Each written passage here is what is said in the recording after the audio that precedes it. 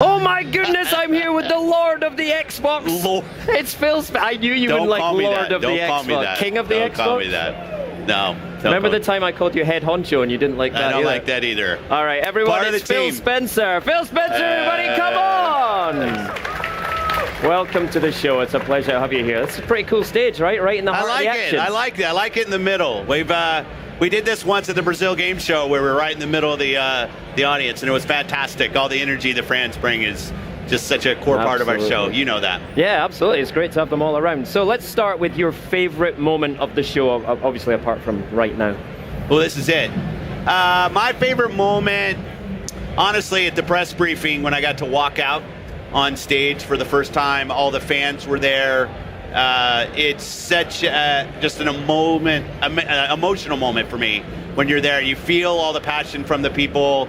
They're excited. I'm excited. I'm trying not to mess up.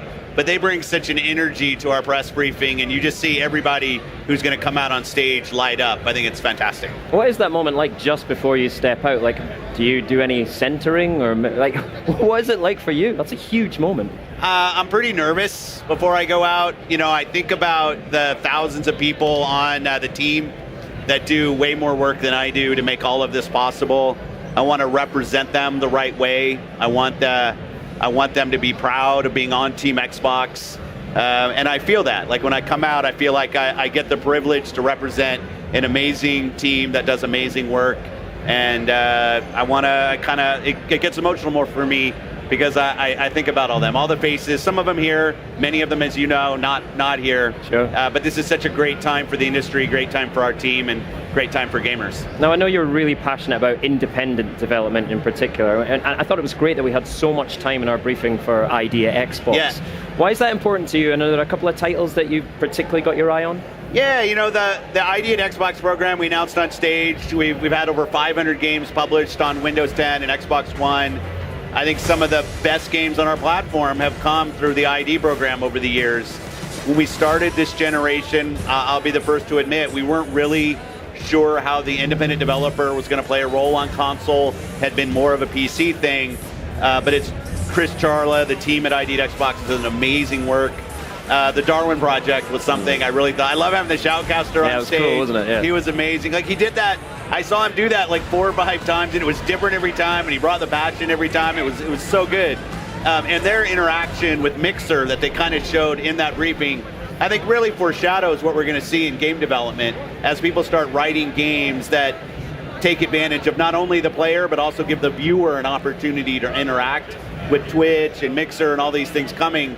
I think it's just a whole new audience opportunity for us. That was a pretty special game for us. But I mean, the lineup of games in the briefing from the ID program I thought was incredible. I was impressed that Darwin project shoutcaster managed to keep his voice going. Because he was jamming on it, I don't think he talked it. And I'd see him on stage and he was a mime until he came out on stage. Brilliant. He did about like Artful Escape, another like just such an amazing stylized game. Yeah. You know, it's just been such a fountain of fun. Like, it's kind of a cliche term, but I've played so many of those games recently, and I continue to just be really impressed by the creativity from the developers on the ID at Xbox program. Great, and of course everyone was waiting to see Xbox One X. That's right. It was great to reveal it. How did that feel for you, to reveal it publicly on stage? Well, you know, kind of my second most favorite thing in the briefing was having Kareem Chowdhury come out on stage. Yeah. And those of us that have worked on the team for such a long time know Kareem's been a long-time engineering leader on the Xbox team.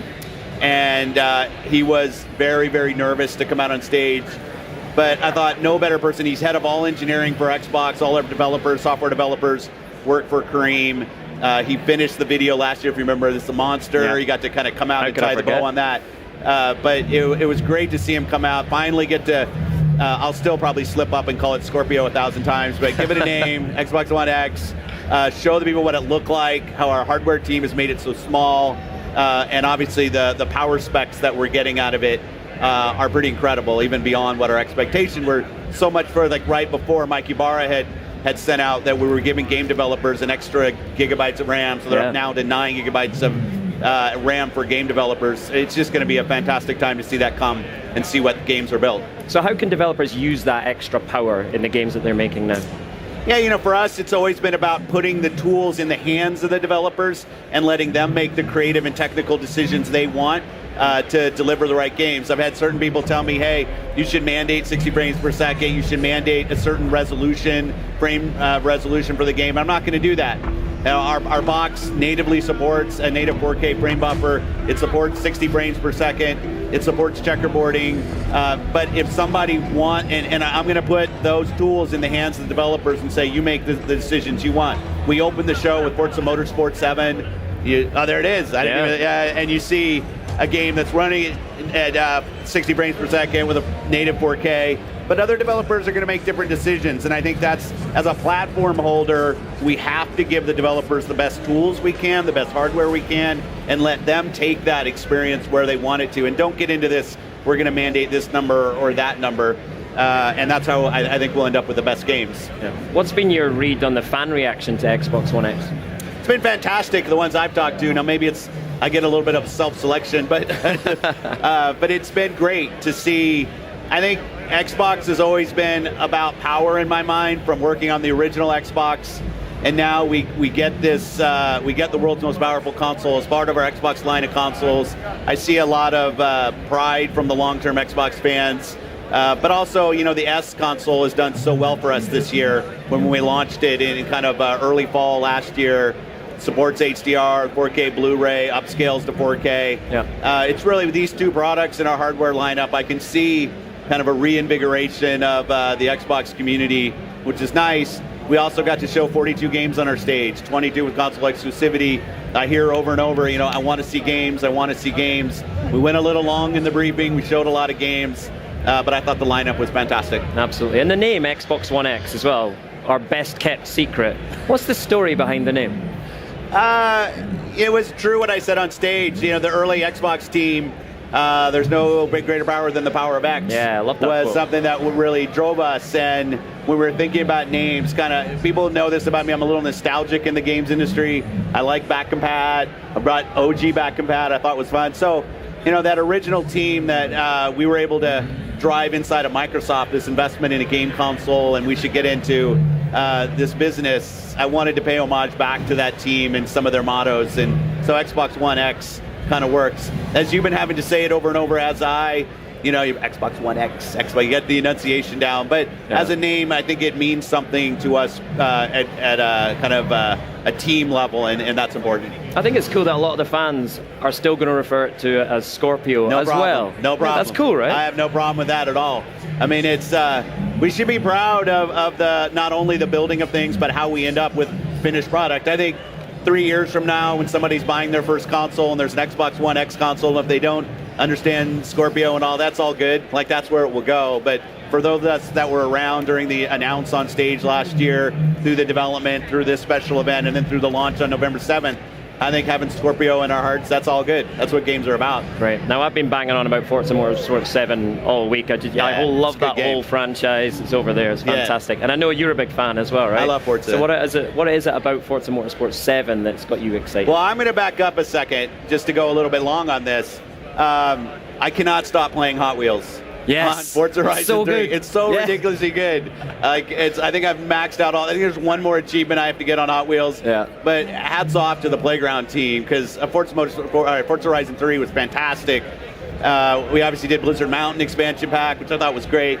Hot Wheels, that's kind of a new thing for us. We're a little more realistic than Hot Wheels, and all of a sudden you drop Hot Wheels, and I just literally can't stop playing. I've been playing it on co-pilot with my 3-year-old son. How is that? He's loving it. Yeah, and it's been great for me because it's the first time I've actually properly used co-pilot in that kind of environment. What does he do? Does he do gas, or he does the throttle? Yeah, it's that's all perfect. Throttle all the time. That's how I brought him up. Come on, Dad. And I do the Keep steering. It is fantastic, and it just resonates so well with him. I love that story. That's so good.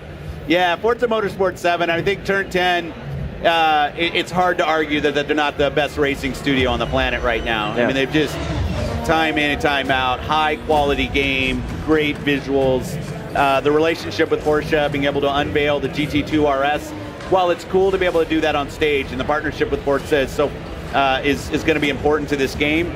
It's also a testament to how car manufacturers view Turn 10 and how they take care of their brands, right? The fact that Porsche would come out and do their world premiere of that game with us, and then from here I go to Le Mans, 24-hour Le Mans, because we have the eSport Championships are going to be there, and the winner of our Forza eSport Championships is going to be on the podium at Le Mans. It's all part of that strong partnership, and it's, that to me, like I said, it's a real testament to how car manufacturers view both the game industry. That's for all of us, whether it's Gran Turismo, whether it's Need for Speed, the games industry and the racing category is an important part of how auto manufacturers see reaching their customers, reaching their fans, and to get the partnership and see such a high quality game coming next year, I think is just fantastic. Great stuff. Have you had a chance to walk the show floor? Is there anything that I haven't. I was in yesterday. I did a GameSpot thing so I was walking before it was open. So I was in the other hall, and I walked through Nintendo's booth a little bit, walked through Sony's booth a little bit. This is the first time, actually, I've been able to get in the South Hall. They kind of locked me up in a 10x10 room. Right. And, I answer questions all day. I feel like I'm being interrogated. But this is my first time. It's such a great, look at these people. You guys are fantastic. It is awesome. Great stuff. Take us behind the scenes a little bit on E3. For you and Xbox, not just at the show, but all the months and years of planning that goes into it in advance. Just how much work is that, and how big of a team is involved? Yeah, not everybody sees this, that we start this, honestly, this process has already started for next year. One of the meetings I had today, total truth, was about next year's E3. Right. It's just kind of crazy to think about. But we're already on that. But from a real kind of production planning, it starts really kind of November, December. We start looking at the games that we're going to want to show, the themes that we're going to want to talk about, start looking at the different assets that the teams are putting together, both first party and third party, to put the show together. And to all these people, you can't see them. I see them, like this is one time I see them every year. They're not even looking up at me, but I'm still waving them. It's so much work. Sitting out here, we tried to get Tina to come out and do the interview with us to kind of bring back somebody. Thanks for saying no, Tina. But there's so many people that just put their blood, sweat, and tears into making the show what it is. Yeah. I just want to say to all the people out here, this is such a year-long endeavor for the teams, and I'm so proud to get to work with them. And the show's come off so well. I think this is probably the best show we've ever had. As Xbox, and thanks to the fans, obviously, but also the team behind it. That's the other side of that, right? One of the things I absolutely love about events like this and Gamescom, which is coming up soon, is that all of a sudden we're here with the fans, and I know that means so much to you. Do you have a message you'd like to tell the Xbox fans, both here and watching online? Yeah, I feel like I get repetitive on this, but it is so true to me. People know I'm P3 on Xbox Live. I get online and I play with people. I hear their positives, I hear their negatives, and I know that it comes from a place of wanting to make this industry a better place. I really view developing games as an art form. It's something I'm proud to have been a part of for so many years. I want to see it continue to grow. And the passion of the fans, sometimes standing in line, maybe sometimes standing in line more times than we would like, coming out, seeing bozos like me talk about video games and stuff. But it is just such an important part of what drives us as we're making our decisions about the policies that we're gonna have on our platform, by the games that we actually go greenlight, by the hardware that we go build. It is all for the fans, and not at just some kind of PR level. Literally, we're in a category that only works if we capture the hearts of people with the work that we do, and the fans are just such a fantastic part of Team Xbox, and I thank them for all the commitment they have to us. It's been a fantastic ride. Nice. There you go, everyone. Round of applause for the fans in here. What about that? Fantastic. What's next for you today then, Phil? Are you back into the 10x10 room? Or? Yeah, no, I'm actually going on Giant Bomb tonight. Oh, That'll be good. Well, that's fun, yeah. Yeah, Giant Bomb's always good. Tomorrow I'm actually doing... I'll be up there, and we're doing something back to Redmond for Microsoft, so I'll be showing some people. And yes, the rest of the time I'll be locked in a little room answering questions. All right, well, brilliant. Well, thank you so much for coming out of the little room to spend some time with us. It's been brilliant. Everyone give up for Phil Spencer! Yeah. There you go. And now...